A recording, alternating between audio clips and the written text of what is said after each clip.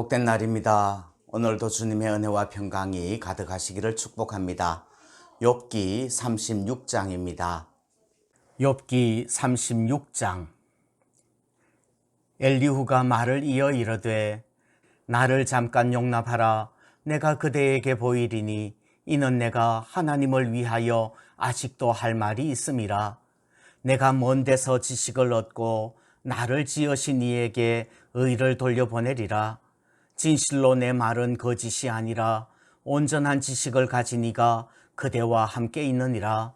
하나님은 능하시나 아무도 멸시하지 아니하시며 그의 지혜가 무궁하사 악인을 살려두지 아니하시며 고난받는 자에게 공의를 베푸시며 그의 눈을 의인에게서 떼지 아니하시고 그를 왕들과 함께 왕좌에 앉히사 영원토록 존귀하게 하시며 혹시 그들이 족쇄에 매이거나 환난의 줄에 얽혔으면 그들의 소행과 악행과 자신들의 교만한 행위를 알게 하시고 그들의 귀를 열어 교훈을 듣게 하시며 명하여 죄악에서 돌이키게 하시나니 만일 그들이 순종하여 섬기면 형통한 날을 보내며 즐거운 해를 지낼 것이요 만일 그들이 순종하지 아니하면 칼에 망하며 지식 없이 죽을 것이니라. 마음이 경건하지 아니한 자들은 분노를 쌓으며 하나님이 속박할지라도 도움을 구하지 아니하나니 그들의 몸은 젊어서 죽으며 그들의 생명은 남창과 함께 있도다.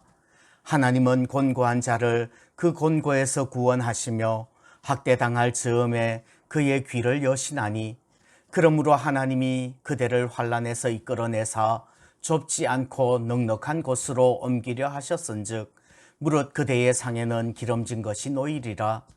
이제는 악인의 받을 벌이 그대에게 가득하였고 심판과 정의가 그대를 잡았나니 그대는 분노하지 않도록 조심하며 많은 뇌물이 그대를 그릇된 길로 가게 할까 조심하라. 그대의 부르짖음이나 그대의 능력이 어찌 능히 그대가 곤고한 가운데에서 그대를 유익하게 하겠느냐. 그대는 밤을 사모하지 말라. 인생들이 밤에 그들이 있는 곳에서 끌려가리라. 삼가 악으로 치우치지 말라. 그대가 환난보다 이것을 택하였느니라. 하나님은 그의 권능으로 높이 계시나니 누가 그같이 교훈을 베풀겠느냐. 누가 그를 위하여 그의 길을 정하였느냐. 누가 말하기를 주께서 불의를 행하셨나이다 할 수 있으랴. 그대는 하나님께서 하신 일을 기억하고 높이라. 잊지 말지니라. 인생이 그의 일을 찬송하였느니라. 그의 일을 모든 사람이 우러러 보나니 먼 데서도 보느니라. 하나님은 높으시니 우리가 그를 알 수 없고 그의 횟수를 헤아릴 수 없느니라. 그가 물방울을 가늘게 하시며 빗방울이 증발하여 안개가 되게 하시도다. 그것이 구름에서 내려 많은 사람에게 쏟아지느니라. 겹겹이 쌓인 구름과 그의 장막의 우레소리를 누가 능히 깨달으랴. 보라, 그가 번갯불을 자기의 사면에 펼치시며 바다 밑까지 비치시고 이런 것들로 만민을 심판하시며 음식을 풍성하게 주시느니라. 그가 번갯불을 손바닥 안에 넣으시고 그가 번갯불을 명령하사 관역을 치시도다. 그의 우레가 다가오는 풍우를 알려주니 가축들도 그 다가옴을 아느니라. 아멘. 욥기 36장 37장은 엘리후의 마지막 변론이에요. 욥을 향한 꾸중 내지는 권면인데 38장 이후에 나오는 하나님의 말씀과 그 내용이 비슷해요. 창조 세계에 나타난 하나님의 크심과 위대하심을 묘사하면서 욥의 고집을 꺾으려고 하는 거예요. 크신 하나님이 잘못하실 리 없다. 그러므로 욥, 너의 죄를 자복하고 회개하라는 거지요. 철저한 인과율의 세계관에 사로잡혀 있는 겁니다. 우리는 이 시점에서 욥기 전체의 대전제를 다시 한번 기억해야 합니다. 욥기는 하늘 회의에 참석한 사탄과 하나님의 논쟁에서 시작하지요. 사탄의 주장은 욥에게 상을 주지 말아보라는 거예요. 하나님이 동의하셨고요. 그래서 욥의 고난은 욥의 잘못에 대한 결과가 아니에요. 그런데 친구들은 욥이 죄를 지어서 이 고난이 닥쳤다고 지적하는 겁니다. 욥의 억울함과 답답함을 이해해야 되는 겁니다. 지금 그 고난도 감당하기 힘든데 위로하러 온 친구들 때문에 더 힘들어요. 욥의 입장에서 보면 욥이 잘못한 것이 아니라 하나님이 잘못한 거지요. 그런데 욥의 잘못을 찾을 수 없고 하나님이 잘못했을 리도 없습니다.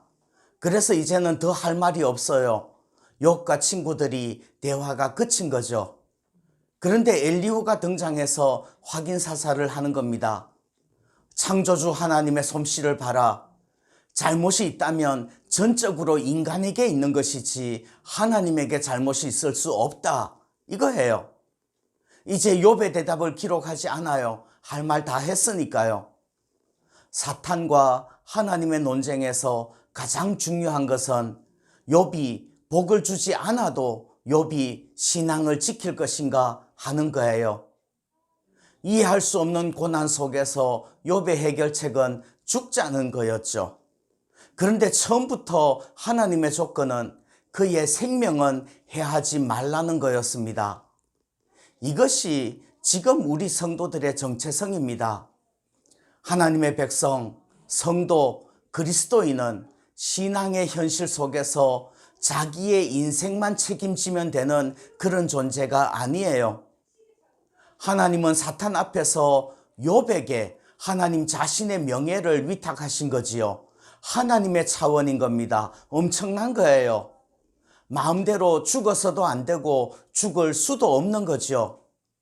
마지막 욥의 부르짖음은 죽는 것조차 내 마음대로 되지 않는 그 답답함이 포함되어져 있는 겁니다. 그런 욥을 향해서 엘리후는 단지 인과율의 원칙으로 논리적으로 이론적으로 하나님이 크시니까 욥 네가 잘못했다 이렇게 단정 짓는 겁니다. 섣부른 오지랖이 아닐까요? 기도합니다. 하나님의 이름의 명예와 예수 그리스도의 십자가의 복음까지 우리에게 위탁하신 하나님 아버지, 내 마음, 내 생활, 내 죽음도 주장하지 못하는 우리인 것을 고백합니다. 오직 성령의 인도하심에 순종하며 주님 맡기신 위대한 직분을 감당케 하옵소서. 예수님의 이름으로 기도합니다. 아멘.